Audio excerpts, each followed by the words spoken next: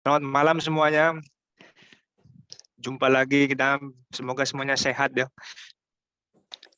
Tapi permisi, saya jarang dipanggil Hubertus. Saya biasanya dipanggil Abner, Bu. Tidak apa-apa ya, sama saja. Baik, Bu Regina mendesak-desak saya. Pertama diminta untuk tanggal 25 Januari, saya tidak bisa. Lalu diusulkan lagi tanggal 2 Februari, bagaimana Romo? Ya, ya, ya saya ambil saja 2 Februari karena kosong juga. Ya, maka saya, dan ternyata tanggal 2 Februari adalah pesta Yesus dipersembahkan di Kenesa. Itu yang kita Gereja Katolik hari ini peringati.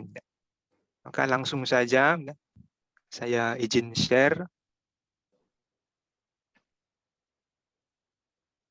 Sudah terlihat kah? Terlihat, Pastor Abner. Suara bagus ya? Bagus. Oh ya. Baik Ibu Bapak yang terkasih, malam hari ini mungkin agak berat karena kita mendalami khususnya bagian kisah Yesus dipersembahkan di Kenisa atau di Bait Allah. Tapi menyenangkan, semoga menyenangkan ya, supaya paling tidak kita pernah membaca kitab suci, khususnya kisah Yesus dipersembahkan di Bait Allah secara lebih mendalam. Harapannya begitu ya. Kalau tidak ya kita dalami bersama-sama ya.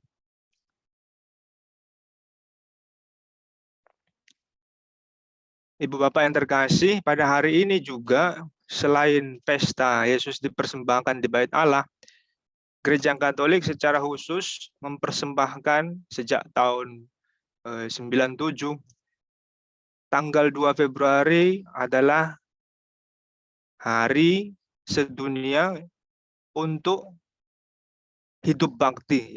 Jadi mereka biarawan, biarawati yang mempersembahkan hidupnya secara khusus. Consecrated life, hidup bakti. Persis hari ini. Mengapa?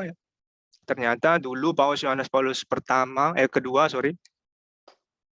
ingin supaya gereja mengenali bahwa ada di dalam gereja mereka yang mempersembahkan hidupnya hanya untuk Allah,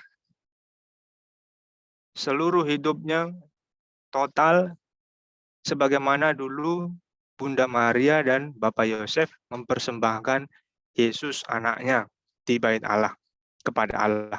Maka perlu diketahui juga hari ini adalah khususnya untuk saya juga ya, saya seorang biarawan MSF, Tarekat MSF.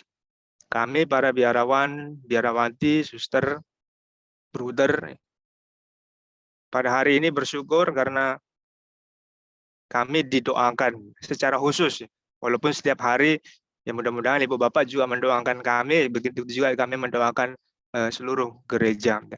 Hari ini sungguh spesial sekali bagi kami. Itu saja ya, tapi tidak selesai sampai di situ ya. Kita masih lanjut ini. Nah, tidak lain tidak bukan kisah Yesus dipersembahkan di Bait Allah, kita ketahui dari Injil Lukas, dan hanya Injil Lukas yang menceritakan hal itu. Khususnya ini di bagian bab 2 ayat 22 sampai 38. Semoga semuanya memegang kitab sucinya ya, supaya anekdot kata-kata atau semboyan kitab sucinya orang Katolik itu di dalam hati. Karena ternyata jarang membuka kitab suci, jadi pembelaannya bahwa kitab suci orang Katolik ada dalam hati. Kita berusaha menyingkirkan itu ya, walaupun baik. Semoga kitab suci sampai dalam hati, tapi pertama-tama kita pegang dulu ya. Dan semoga sekarang kitab sucinya ada di tangan masing-masing, supaya kita bisa mengikuti dengan baik. Lukas bab 2 ayat 22 sampai 38. Kurang lebih gambar-gambar suci yang kita lihat seperti ini yang ada di layar bagaimana yang sekarang ada saya tampilkan ini. Ada ini ya Bunda Maria, lalu ada Santo Yosef, ada Simeon, ada Hana, ada bayi Yesus, dan Santo Yosef membawa 2 ekor burung. Nanti kita lihat mengapa. Ya. Langsung saja kita ke teksnya ya. Semoga bisa dilihat ini atau terlalu kecil kalau di layar.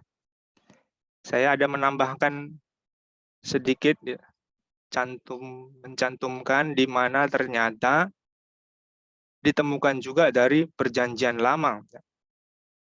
Kita baca ayat 22, ketika genap waktu pentahiran menurut hukum Taurat Musa. Ini mengapa pesta Yesus dipersembahkan di Bait Allah dirayakan tanggal 2 Februari. Mungkin ada yang bertanya-tanya ya. Ini kalimat pertama ini, ketika genap waktu pentahiran menurut hukum Taurat Musa. Itu dari mana kita tahu hukum itu?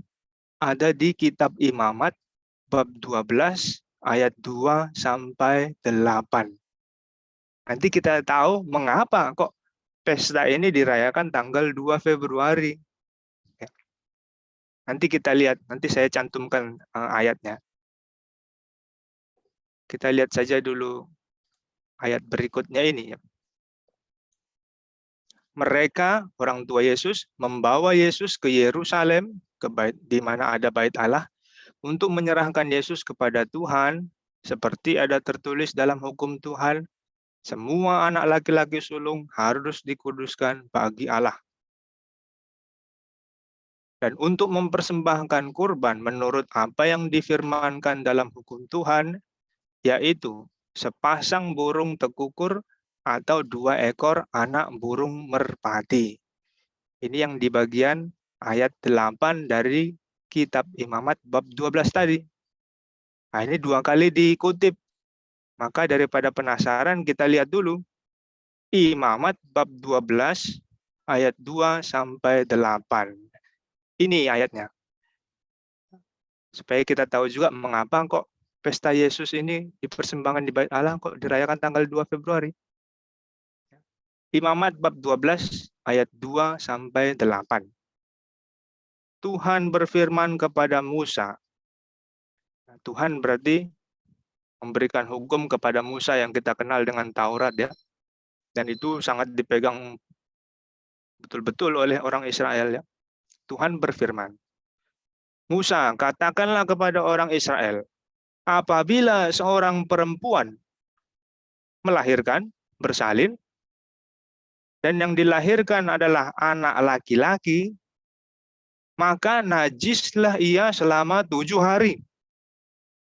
Ya, 7 hari perempuan itu najis. Sama seperti pada hari-hari ia bercemar kain, ia najis. Ya. Jadi perempuan itu najis 7 hari. Lalu ada keterangan berikutnya ya, bukan tentang perempuan ini tapi tentang anak itu. Dan pada hari yang ke-8, anak itu harus disunat. Itu persis dalam Injil Lukas bab 2 ayat 21. Ketika genap 8 hari, ia harus disunatkan dan diberi nama Yesus. Nah, tapi saya tidak cantumkan itu di Injil Lukas tadi karena kita mau melihat konteks pesta ini ya. Tadi najislah ia selama 7 hari ya. Lalu ayat keempat.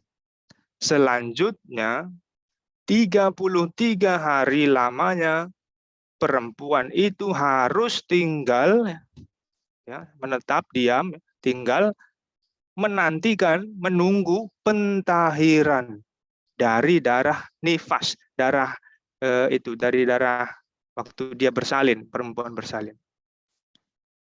Tidak boleh kena sesuatu apapun yang kudus, tidak boleh masuk ke tempat kudus sampai sudah genap hari-hari pentahirannya. Nah, coba Ibu Bapak yang terkasih, kita jumlahkan dulu. Tadi ayat kedua. Najislah ia, setelah melahirkan najislah ia 7 hari. Selanjutnya 33 hari lamanya perempuan itu tidak boleh ke tempat yang kudus. Dia harus menantikan pentahirannya. Pentahiran. 7 ditambah 33, ada yang bisa jawab? 40 hari. 40 hari berarti perempuan itu najis. Nah, kita kembali ke Injil. Tadi dikatakan dalam Imamat, sampai sudah genap hari-hari pentahirannya baru ia boleh masuk ke tempat kudus, termasuk ke bait Allah, tempat kudus, setelah genap. Dan kita lihat tadi ayat 22 dibuka dengan apa? Ketika genap waktu pentahiran menurut hukum Taurat Musa. Jadi, ketika genap waktu pentahiran ini berarti Bunda Maria sudah genap waktunya menurut hukum Taurat, bisa keluar, bisa ke bait Allah. Itulah mengapa 40 hari dihitung-hitung sejak kelahiran Yesus tanggal 25 Desember sampai tanggal 2 itu ada 40 hari. Dihitungnya mulai dari 25-nya masuk, tanggal 2 juga masuk. Jadi silahkan Bapak Ibu hitung itu. 25, 26 dan seterusnya sampai 2. Tanggal 2 itu hari ke-40. Ya. Jadi kalau ada yang tanya mengapa kok pesta Yesus? Ya ini menurut hukum Taurat. Ingat jangan lupa Bunda Maria, Santo Yosef, Tuhan Yesus sendiri adalah orang Israel yang taat. Mereka taat dengan hukum Israel, hukum Taurat. Jadi jelas ya sampai sini. Mengapa kok kita merayakan pesta Yesus dipersembahkan di bait Allah tanggal 2? Menurut ini, hukum tadi, 40 hari berarti menunggu genap pentahiran perempuan. Nah, yang menarik lagi, hal berikutnya. Bila sudah genap hari-hari pentahirannya, ayat 6 di Imamat ya, kita kembali ke Imamat lagi. Ayat 6, bila sudah genap hari-hari pentahirannya, untuk anak laki-laki atau anak perempuan harus dibawa seekor domba ya, sebagai kurban bakaran dan sebagainya. Tapi yang menarik adalah dalam Injil dikatakan mereka hanya bawa sepasang burung tekukur atau 2 ekor anak burung merpati ya, yang dikutip bagian itu. Dan menarik, kok tidak dikatakan Bapak Yosef dan Bunda Maria membawa domba? Karena lihat ayat 8. Tetapi jikalau ia tidak mampu untuk menyediakan seekor kambing atau domba, jikalau ia tidak mampu menyediakan seekor kambing atau domba, maka haruslah ia mengambil 2 ekor burung tekukur atau 2 ekor anak burung merpati. Dari sini kita tahu ternyata Bapak Yosef dan Bunda Maria adalah memang keluarga sederhana. Ya. Itulah mengapa loh, katanya sesuai hukum, padahal di Imamat hukumnya ada domba. Tapi kok dalam Injil yang dikutip adalah hanya 2 ekor anak burung merpati atau burung tekukur. Ternyata, tetapi jika ia tidak mampu menyediakan kambing atau domba, ya seperti sekarang saja ya, kambing atau domba pasti lebih mahal daripada burung merpati, apalagi sapi ya mahal. Ternyata Bapak Yosef dan Bunda Maria memang keluarga sederhana. Lihat, kita lihat di gambar ini. Tidak heran yang dibawa ya memang sederhana ternyata. Tuhan Yesus itu dari keluarga sederhana. Jadi dari situ kita melihat hal yang pertama dulu. Mengapa dirayakan tanggal sekian? Lalu mengapa kok gambar-gambar itu membawa 2 ekor burung? Apa yang ingin dikatakan? Ternyata tradisi Israel, Bunda Maria dan Bapak Yosef adalah orang-orang yang taat beragama. Agama Yahudi. Itu yang pertama ya. Bunda Maria, Bapak Yosef, sejak kecil sudah melatih anaknya taat beragama. Kalau kita ya sejak lahir anak sudah dibaptis, macam-macam itu ya, diperkenalkan ke gereja ya. Itu Bunda Maria dan Bapak Yosef orang yang taat beragama. Nggak heran Tuhan Yesus jadi orang yang hebat ya. Karena sejak kecil kita sudah tahu, wah memang tidak ada keraguan dalam beragama bagi Bapak Yosef dan Bunda Maria. Nah, sampai ayat 24 selesai.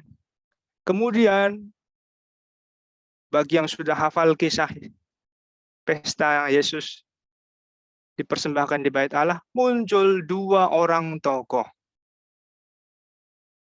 Simeon dan Hana. Nanti silahkan ayat berikutnya dibaca. Untuk mempersingkat waktu, kita langsung melihat dua orang ini. Waktu Bunda Maria dan Bapak Yosef dengan dua ekor burung ini datang ke Bait Allah, dikatakan mereka berjumpa Simeon dan Hana. Nah, ini saya ingin mengajak kita semua coba untuk melihat dua orang ini. Dua tokoh, pria dan wanita. Sebentar, baterai. Pria dan wanita. Saya sengaja memberi warna pria itu warna pink dan wanita warna biru. Nanti ada alasannya. Pink itu saya andaikan ya bukannya bukan jadi gender ya, bias gender enggak. Hanya ingin menunjukkan pink biasanya untuk wanita ya, lalu biru untuk pria. Hanya ingin menunjukkan pria saya beri warna pink, wanita saya beri warna biru. Karena apa? Nanti kita lihat. Tapi paling tidak dua tokoh ini, Simeon, Hana. Mengapa? Karena Injil Lukas melalui dua tokoh ini dalam peristiwa Yesus dipersembahkan di Bait Allah. Injil Lukas melalui dua tokoh ini ingin menunjukkan siapa Yesus.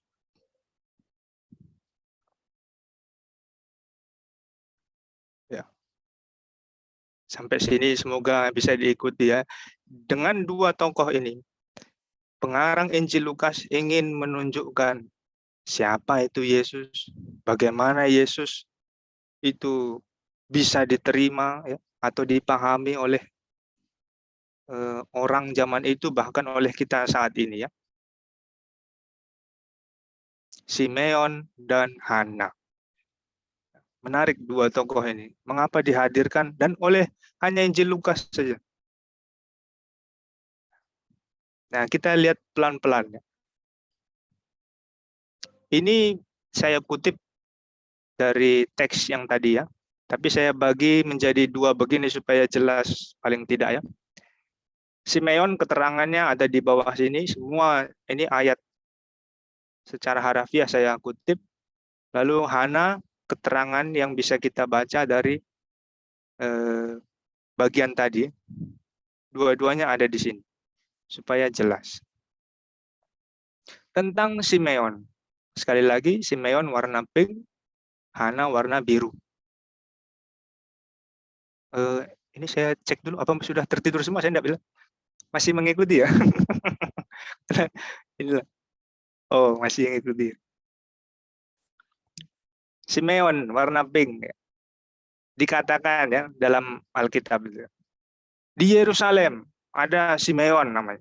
Ia seorang yang benar, saleh, dan menantikan penghiburan bagi Israel. Keterangan tentang Simeon hanya ini, benar, saleh, tentu pasti laki-laki ya. Hanya dua ini. Sementara Hana kita lihat lebih keterangannya lebih spesifik, lebih jelas. Ada seorang nabi perempuan ya. Di Simeon tadi nggak dikatakan laki-laki ya, kata laki-laki nggak ada.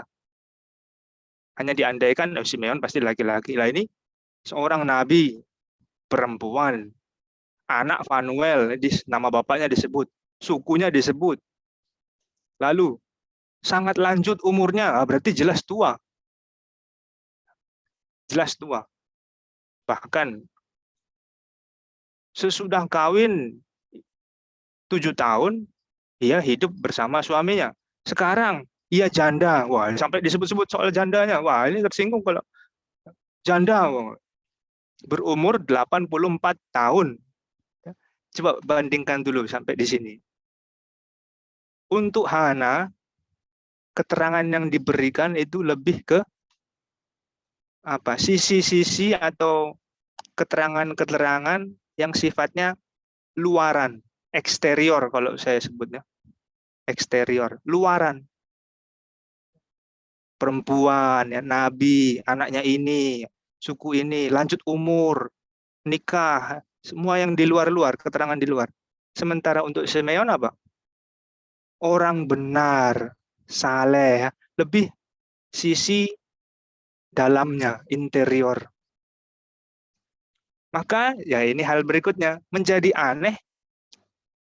Dan ini di semua gambar-gambar yang menceritakan pesta Yesus dipersembahkan di Bait Allah. Menjadi aneh kalau Simeon digambarkan seperti orang tua. Di mana-mana gambar. Padahal tidak dikatakan dia orang tua usia segini. Enggak. Nah, ini harusnya bertanya-tanya kita. Sementara yang dikatakan jelas-jelas tua, bahkan ada usia, lanjut usia, umurnya dikatakan, itu si Hana. Dan dengan pasti kita menggambarkan juga harusnya orang tua. Tapi tentang Simeon, kok bisa para pelukis, penggambar itu berani-beraninya menggambarkan Simeon sebagai orang tua? Siapa tahu dia masih muda, ganteng gitu kan? Atau jangan-jangan takut. Wah, nanti kalau terlalu ganteng takutnya Bunda Maria tergoda. Wah, itu malah error ya, tafsiran error. Tapi coba benar dan saleh, kok langsung digambarkan orang tua? Ini menarik. Dari situ saja kita muncul pertanyaan. Tapi nanti terjawab dengan melihat lebih lanjut. Bagaimana pengarang Injil Lukas dengan canggih menceritakan suatu kisah. Nah, kemudian lanjut ke bawahnya lagi, ke ayat berikut. Tentang Simeon dikatakan, Roh Kudus ada di atasnya. Ya. Kepadanya telah dinyatakan oleh Roh Kudus bahwa ia tidak akan mati sebelum melihat Mesias. Ia datang ke Bait Allah oleh Roh Kudus. Untuk Simeon disebutkan 3 kali kata Roh Kudus. Roh Kudus ada di atasnya. Kepadanya telah dinyatakan, diungkapkan, diwahyukan oleh Roh Kudus. Ia datang ke Bait Allah dibimbing oleh Roh Kudus. Bandingkan dengan Hana. Hana hanya dikatakan tidak pernah meninggalkan Bait Allah. Siang malam beribadah dengan berpuasa dan berdoa. Sekali lagi, untuk Hana yang ditampilkan sisi luaran. Dia tidak pernah meninggalkan Bait Allah yang kelihatan mata. Siang malam ia beribadah dengan berpuasa dan berdoa yang kelihatan, eksterior. Sementara untuk Simeon, sisi dalam interior, Roh Kudus ada di atasnya, kan itu nggak kelihatan ya. Kepadanya telah dinyatakan oleh Roh Kudus. Ini yang ngerti hanya Simeon. Bagian interior. Ia datang ke Bait Allah karena bimbingan Roh Kudus. Nanti kita lihat lagi lebih dalam. Tapi dari sini kan menarik.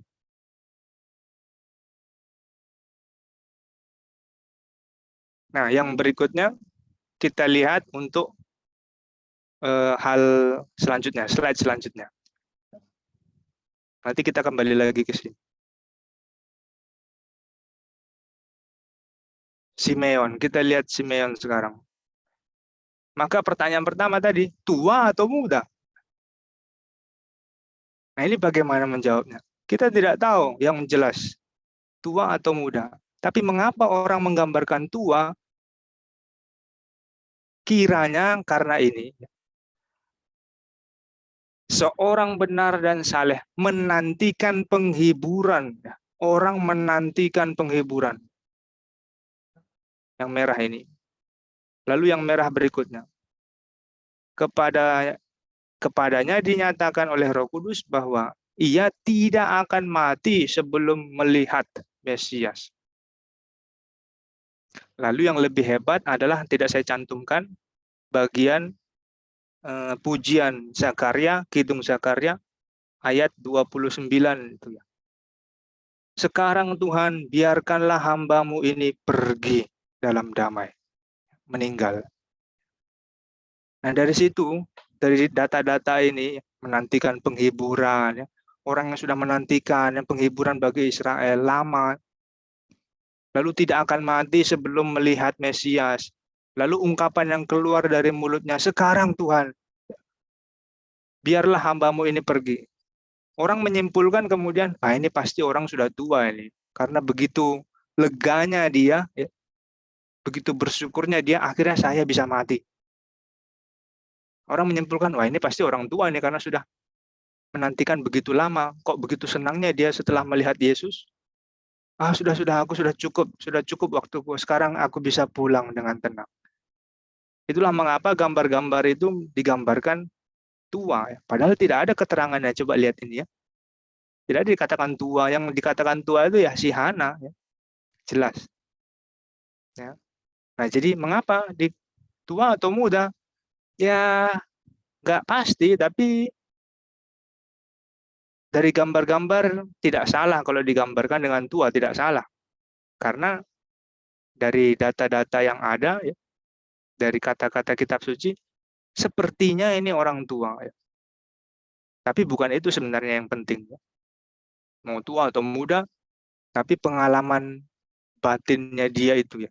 Karakter Simeon yang penting. Nah, lalu hal berikutnya, pertanyaan berikutnya. Simeon ini seorang imam atau nabi? Seorang imam atau nabi? Bunda Maria dan Bapak Yosef ke Bait Allah. Lalu dia bertemu dengan Simeon. Ada kemungkinan Simeon ini seorang imam karena kemudian dikatakan lalu Simeon memberkati mereka. Tapi kalau kita lihat Simeon ini kan dipasangkan dengan Hana ya, dilawankan dengan Hana ya. Ditampilkan dengan Hana. Untuk Hana dikatakan jelas seorang nabi perempuan. Tapi apakah Simeon juga bisa dikatakan nabi? Ternyata justru ciri-ciri seorang nabi ada pada Simeon. Tapi yang dikatakan nabi dengan jelas ada tulisannya Hana. Tapi ciri-ciri seorang nabi ada pada Simeon. Apa itu? Yang ini. Roh Kudus ini. Roh Kudus 3 kali dikatakan. Kalau dalam kitab suci lebih dari 1 kali, bahkan 3 kali, itu berarti ada apa-apanya. Roh Kudus ada atasnya. Itu kualitas seorang nabi. Kepadanya telah dinyatakan oleh Roh Kudus. Seorang nabi menerima wahyu. Yeremia, Yesaya, semua nabi menerima wahyu. Nah, kepada Simeon diberikan pewahyuan, dikatakan kepadanya, ia tidak akan mati sebelum melihat Mesias. Lalu ia datang ke Bait Allah oleh Roh Kudus. Seorang nabi dalam hidupnya selalu dibimbing, diarahkan oleh Roh Kudus. Ini menarik ya. Jadi bagaimana kita lihat sampai sekarang, saya mohon maaf agak cepat ya. Bagaimana Lukas menampilkan kisah ini tapi dengan teknik seperti ini. yang ditampilkan, dikatakan dengan jelas Nabi itu Hana, tapi hanya kata saja. Tapi ciri-ciri Nabi itu bagaimana? Ada di Simeon.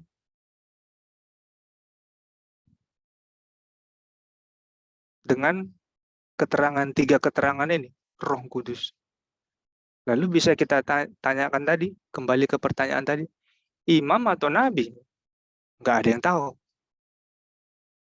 Tapi paling tidak, ia bisa jadi seorang imam, dan bisa jadi dia juga bisa disebut seorang nabi. Karena kualitas nabi ada pada dirinya. Tapi bukan soal itu lagi yang penting. Mau tua, mau muda, mau imam atau nabi, yang penting adalah nanti kita lihat di akhir. Nah, ini kemudian peran wanita. Itulah mengapa tadi saya beri warna Simeon warna pink, Hana warna biru. Untuk Simeon, seorang laki-laki, diberikan peran wanita. Kita kembali ke ayatnya ya.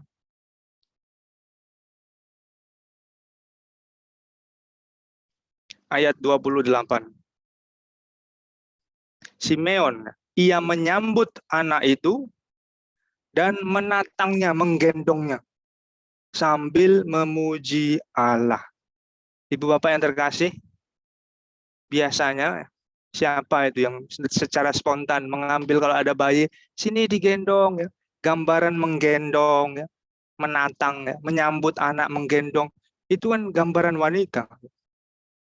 Seperti gambar ini. Laki-laki jarang digambarkan, apalagi dalam tradisi perjanjian lama ya, gambaran seorang figur laki-laki menggendong bayi. Dia Simeon mengambil peran wanita. Sementara untuk Hana nanti kita lihat kewanitaannya, sisi kewanitaannya sama sekali tidak ditunjukkan. Tapi Simeon yang adalah laki-laki kita tahu menggendong anak itu, menatangnya. Menatang itu ya seperti gambar ini ya, menggendong betul seperti seorang ibu. Ini menarik ini. Peran wanita. Lalu dia mulai memuji Allah, berdoa. Nanti kita lihat, bandingkan dengan Hana ya, yang seharusnya dilakukan oleh laki-laki. Tapi Simeon berdoa, memuji Allah. Nah, lalu ayat berikutnya ada itu, nanti dia bernubuat. Itu juga salah satu kualitas orang nabi. Bernubuat itu yang di bagian sesungguhnya anak ini, ayat 34, sesungguhnya anak ini ditentukan untuk menjatuhkan, membangkitkan banyak orang di Israel. Itu tadi ya, soal imam atau nabi. Nah, sampai sini semoga bisa mengikuti ya, karena kita terbatas waktu juga. Peran wanita ya. Lalu sekarang kita ke Hana. Seorang nabi kah dia? Jelas tadi dikatakan dia seorang nabi perempuan, berarti ya tidak ada kepalsuan. Iya, seorang nabi. Dan itu tidak heran, karena dalam tradisi Yahudi ada 7 wanita nabi yang disebut nabi. Sarah, Miriam, Deborah, Hana, Abigail, Huldah, dan Esther. Dan beberapa di antaranya ada dalam perjanjian lama yang ditampilkan sebagai nabi atau nabiah. Jadi jelas untuk Hana, ya memang karena sudah dikatakan nabi, ya kita tidak usah menerka-nerka yang lain karena secara teks ada di situ, kecuali seperti Simeon tadi. Dan memang dalam perjanjian lama ada juga wanita-wanita yang dikatakan sebagai nabi, nabiah. Misalkan Miriam itu dalam Keluaran, Deborah dalam Hakim-Hakim, Huldah dalam 2 Raja-Raja ya. Dan istrinya Yesaya. Dalam tradisi Yahudi biasa ini salah satunya 7 wanita ini ya. Seorang nabi kah Hana? Iya, seorang nabi. Nah, lalu lihat usia yang ditampilkan tadi. Nggak sembarang ternyata. Dikatakan tadi ada seorang ya, Hana ya, dan berumur 84 tahun. Nah, 84 kalau dalam angka-angka kitab suci bisa dibagi menjadi 12 kali 7. kedua angka ini 12 kali 7. 12 itu suku-suku Israel. 7 itu angka sempurna. Jadi misalkan berapa kali harus mengampuni, Tuhan Yesus tanya. 70 kali 7 kali. Jadi sempurna sekali, enggak teringat. Nah, ini 12 kali 7. Apakah ini gambaran sempurna untuk Israel? Setelah melihat keselamatan dalam diri Yesus, seluruh bangsa Israel itu sempurna, sudah diwakili oleh Hana. Israel sudah mendapatkan penyelamat yang dinanti-nantikan. Semua suku, 12 suku, sudah selesai dalam diri Yesus. Hana bisa jadi nabi terakhir perempuan dari perjanjian lama untuk masuk ke bab berikutnya, perjanjian baru. Simeon juga akhir dari perjanjian lama untuk masuk ke perjanjian baru. Nah, dari angka umur ini bisa kita tarik kesimpulan, dari dalam diri Hana ditampilkan gambaran sempurna Israel yang menanti-nantikan penyelamat. Sekian tahun, ya. Sekian tahun setelah berabad-abad, dalam Ibrani ayat 1, ya bab 1. Setelah berabad-abad, setelah para nabi sekian, akhirnya diutus putranya yang tunggal. Ya. Dalam diri Hana gambaran itu ditampilkan. Israel sudah cukup menantikan, sudah sempurna karena sudah mendapatkan Yesus. Lalu gambaran bait Allah dikatakan sebagai rumahnya Hana. Nah, ini untuk refleksi kita nanti. Berdoa, berpuasa, seorang janda, ya, atau apapun ya pekerjaan, status hidup kita, ya, di bait Allah bagaikan rumah dia, siang dan malam. Nah, kemudian peran pria dalam diri Hana ditampilkan peran pria. Apa itu? Kita kembali ke teksnya. Ditampilkan peran pria. Ini bagian ini. Hana kemudian, ini bagian atau tindakan yang biasanya dilakukan oleh pria saat itu. Dan ketika itu juga datanglah ia ke situ, ke bait Allah. Dengan dirinya sendiri berarti, ya. Bandingkan dengan Simeon tadi dibimbing oleh Roh Kudus. Kemudian ia mengucap syukur. Dan ini, berbicara tentang anak itu, tentang Yesus, kepada semua orang. Berbicara tentang anak itu kepada semua orang. Mewartakan. Seorang perempuan dalam budaya Israel tidak didengarkan kata-katanya. Tidak punya status sosial untuk berbicara tentang sesuatu kepada semua orang di depan, begitu ya, kepada semua orang. Berbicara kepada semua orang itu lebih ke peran pria. Sementara Simeon tadi memuji Allah, yang memberkati, berdoa. Lebih ke biasanya perempuan yang berdoa, memberkati, memuji Allah. Tapi si Hana dikatakan berbicara, dia mewartakan Yesus itu adalah begini, seperti Yohanes Pembaptis, ya, laki-laki itu biasa. Seorang nabi yang mewartakan. Nah, ini harusnya laki-laki yang begini nih. Nah, sekarang kita lihat lagi. Jadi untuk Hana ini pasif sekali dia, tidak ekspresif. Kan kering sekali ini. Tiba-tiba langsung tugasnya berbicara tentang semua orang, mengajarkan tentang siapa Yesus, pengajaran. Itu kan laki-laki sekali. Sementara di Simeon tadi lebih lembut, ya, lebih benar, saleh, lebih berdoa, seperti ibu-ibu itu, seperti wanita. Ya. Lalu memberkati, memuji Allah, lebih diam, lebih dalam, lebih sepi. Ya. Unsur-unsur dalam, interior. Sementara Hana fisik, eksterior semua, ya. Pekerjaan, tidak pernah meninggalkan bait Allah.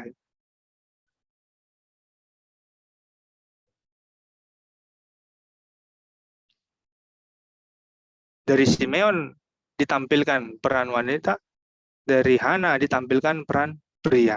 Itulah hebatnya Lukas, menariknya Lukas dan itu biasa untuk Lukas ya, karena dia biasanya memasangkan itu. Ada tokoh wanita, ada tokoh pria, ya. Zakaria dan Elizabeth, Simeon dan Hana. Ciri khas Injil Lukas begitu. Nah, ini kita lihat. Injil Lukas memang terkenal menampilkan peran wanita itu lebih daripada Injil yang lain. Dalam pewartaan tentang kerajaan Allah. Wanita yang pendarahan, misalnya. Atau wanita yang banyak unsur-unsur wanita yang siapa dalam kisah-kisah Yesus. Lalu poin yang kedua, nubuat atau ya ramalan nubuat itu bukan terjadi di tempat ramai, tetapi di dalam kehadiran ilahi. Artinya apa? Artinya nubuat itu terjadi ya, seperti Simeon dan Hana ini terjadi saat berhadapan dengan yang ilahi. Seperti waktu Elizabeth memuji karena berhadapan dengan sesuatu yang ilahi. Yesus di dalam kandungan Bunda Maria. Dan itu terjadi karena ada hubungan yang mendalam dengan Allah. Karena itulah yang disebut dengan kepenuhan hidup. Kepenuhan hidup disimbolkan tadi Simeon yang menanti-nantikan. Jadi sudah sebegitu penuhnya hidup sudah selesai ya. Sekarang Tuhan biarlah hamba-Mu ini pergi ya. Penuh. Lalu dengan Hana ya, dengan usianya tadi 84. Sudah usia yang sempurna. Ya. Sudah hidup penuh. Hidupnya hanya dibaktikan di bait Allah. Tidak mau terlepas dari Allah. Dan di situ orang bisa bernubuat atau memiliki pengalaman tentang Allah, kemudian bisa menceritakannya, membagikannya ke orang lain. Nah, kedua tokoh ini, Simeon dan Hana, menjadi tanda atau lambang manusia kita. Berhadapan dengan misteri ilahi Yesus Kristus, dengan bayi.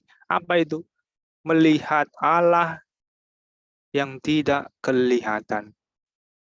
Bayangkan kalau kita misalkan melihat bayi, apakah seperti mereka itu nanti? Wah, sekarang Tuhan melihat bayi tetangga misalkan ya. Mari Bu, wah sekarang Tuhan perkenalkanlah aku berpulang. Loh, ngapain Ibu ini kok melihat anak saya kok tiba-tiba begitu, kan malah aneh ya. Bayangkan dulu Simeon langsung menjerit begitu, apa ndak heran Bunda Maria dan Santo Yosef, loh, anakku ini baru kecil, tiba-tiba orang sudah mau mati, bagaimana? Tapi mereka sanggup melihat Allah yang tidak kelihatan dalam bayi. Mengenali, merasakan dalam keheningan, keseluruhan hidup. Bisa nggak kita melihat Allah yang tidak kelihatan? Melampaui batas-batas kemanusiaan, budaya, tradisi, situasi hidup yang mau janda, segala macam, miskin, kaya. Melihat Allah yang tidak kelihatan. Wah, ini sebenarnya masih banyak lagi ya, bisa digali, tapi waktu kita terbatas. Maka pertanyaannya langsung saja. Soal persembahan diri. Itulah mengapa tadi hari ini juga untuk para mereka yang mempersembahkan diri secara khusus dalam hidup bakti. Tentu persembahan diri tidak terbatas biarawan-biarawati, ya semua kita mempersembahkan diri. Maka pertanyaannya, persembahan diri yang total seperti Hana. Ya nggak perlu kita nunggu janda ya atau duda ya. Itu kan dikatakan, wah ya enak Hana bisa sehari siang dan malam di bait Allah, sudah janda romo, waduh, berarti nunggu janda Bu? Ya bukan begitu kan. Tapi yang ingin ditekankan apa? Pemberian diri siang dan malam. Ingat, itu ya bait Allah karena mereka Yahudi. Tapi setelah Yesus, ingat bait Allah bukan soal bangunan katanya. Bait Allah adalah kita semua ini. Bait Allah yang hidup. Maka persembahan diri bukan lagi hanya terbatas harus di gedung bangunan. Persembahan diri kepada yang hidup-hidup ini. Total. Nah itu bagaimana ya? Pertanyaan kita masing-masing menjawab. Seluruh hidup. Suami itu bait Allah. Istri bait Allah. Anak bait Allah. Persembahan diri yang bahagia ya. Sehingga pada setiap kali kita mempersembahkan diri, kita melihat Allah yang tak kelihatan, ekspresi kita seperti Simeon dan Hana, bahagia. Walaupun, waduh ini kok melihat daftar hutang, ya. Hutang ini belum dibayar, ini aduh tagihan macam-macam ini, aduh rekening kok menipis, ini. Aduh Allahnya kok nggak ada di sini. Nah, tapi bisa enggak itu ya, menemukan kebahagiaan, wah syukur, walaupun begitu saya masih hidup, sehingga saya dimampukan ya walaupun pelan-pelan untuk tetap terus bertekun untuk menghadapi ini. Ya kalau mati ya gimana, utang ini belum selesai. Saya bersyukur saya masih bisa hidup ya, oke lah ada utang ya, ini rekening begini aduh. Tapi masih ada kebahagiaan, persembahan diri. Taat, setia kepada Allah. Nah, Ibu Bapak, ini sebenarnya masih banyak lagi hal-hal lain yang bisa, wah ini kalau kuliah 2 jam sebenarnya untuk mendalami bagian ini saja loh. Tapi paling tidak semoga saya harap dalam pertemuan singkat ini, penjelasan singkat ini, yang memang kayaknya terlalu cepat ya. Tapi paling tidak punya hal lain. Jadi saat kita membaca bagian ini khususnya nanti kalau dibaca ulang, oh ada insight atau pengetahuan lain. Jadi kalau membaca ayat kitab suci khususnya ini, paling tidak, oh ini tuh maksudnya, oh ini tuh. Nah sebenarnya masih banyak lagi yang untuk bagian ini yang bisa kita dalami. Tapi sampai saat ini, pesta Yesus dipersembahkan ke bait Allah. Pertanyaannya semoga bisa menjadi bahan permenungan kita ya tentang persembahan diri. Memang Gereja Katolik mengkhususkan untuk biarawan-biarawati, tapi bukan kami saja yang mempersembahkan diri. Semua kita mempersembahkan diri.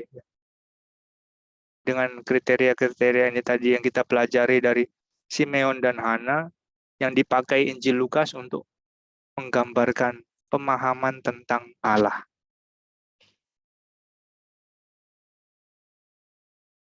Nah, Ibu Bapak yang terkasih, jangan lupa persembahan 2 ekor burung tadi. Tapi yang jelas, bagaimana Zakaria yang ditampilkan seperti orang tua, Hana ini yang memuat atau membawa pengajaran, ditampilkan seperti seorang laki-laki ya, mengajar, ini ada ajarannya tadi, memberitakan tentang Yesus kepada orang banyak, itu kan mengajar, berteologi, mengajar, kalau terjemahan sekarang. Sementara Simeon menggendong, ya, menatang. Ya. Tapi dari 2 ini, semua ditampilkan ternyata di hadapan Allah, nggak urus mau kamu laki-laki, kamu perempuan. Tapi bagaimana sikapmu kepada Allah, itu semua apa yang berkenan kepada Allah. Kamu laki-laki, kamu harus melakukan ini. Nah, terus bukannya laki-laki bisa menggendong. Ya, itu. Jadi jangan sampai terbatas kepada dalam melayani Allah, kecuali misalkan sampai sekarang ya, wanita memang tidak bisa jadi imam ya. Karena dulu Yesus memilih para rasul jelas laki-laki. Tapi hal-hal lain misalkan ya, kan banyak itu. Asal itu sejauh berkenan kepada Allah, kenapa tidak dalam mempersembahkan diri? Oke, Ibu Bapak yang terkasih, sekian dari saya. Semoga bisa malam ini membantu kita bersama merenung, dan semoga tidak terlalu berat. Semoga yang paling utama semakin paham. Saya kembalikan ke MC.